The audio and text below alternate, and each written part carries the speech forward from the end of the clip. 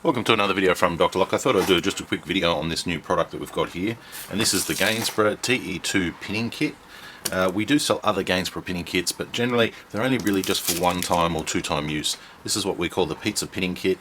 They do work, they've got all the pins in there, it's just a very small quantity. If you're looking for a kit that you can key maybe, 30, 40, or a kit that you could have in your locksmith van and use all the time, this would be the kit. The price is well priced compared to original Gainsborough pins, and for what it is, you can rekey locks for a long time. These ones here are just for the hobbyist, the type of people who want to do one or two locks. So as you can see, in size there's a big difference. Look at that, look at that. Okay, now, why is this kit so good? You get the plastic container. The plastic container's not super strong. Eventually, one day, this plastic hinge will go. They always do. On the back here, you have your 0 all the way up to 8, nice big letters, and you have the sizes that correspond to them as well. So if you've got any mixed pins, or you've dropped a few pins, you can always remeasure them. Now, Gainsborough pins are smaller in diameter, so if you're rekeying cheap Chinese locks, you might find that the original lab pins or the standard Lockwood pins don't slide up and down.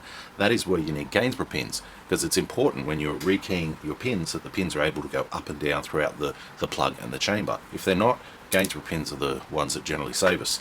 I'll take you through and show you the sizes. So a standard lab pin, this is a standard Lockwood type pin. It's just a 0 up there.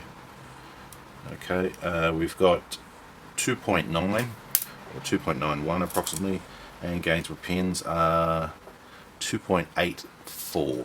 So very slight difference, but it makes all the difference, especially when you're putting those type of pins in a plug. And this is what a plug is. So if you're putting the pins in and you find, oh geez, they don't fit in, or they don't slide up and down well, then that's when you have to start to use undersized pins, such as Gainsborough, and then they seem to work quite well. You wouldn't use Gainsborough pins normally on your standard Lockwood locks. You would use them on Gainsborough locks or Chinese locks, but for any locksmith out there, you definitely need a Gainsborough pinning kit. And for what this is and what this costs, I think it's around about $120. You're getting really good value.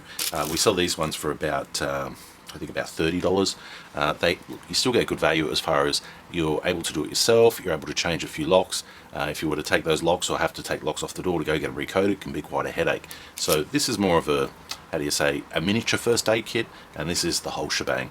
So definitely a nice kit for anybody who's interested in changing their own locks, or back at the locksmithing van where you'd be changing locks on a daily basis. The key for this one here is Te2, and there's a really nice colourful example of it. You can always tell the Te2 key, generally the head shape's that shape, and they've got a little cutout on the little 90-degree cutout here on the front. That's how you can tell when you're dealing with the Te2 key. And if you're dealing with the Te2 key, there's a good chance you're going to be dealing with Gainsborough style locks that need Gainsborough style pins. This is available from our lock shop. I'll leave a link down in the description. Leave your comments down below. Thanks for watching.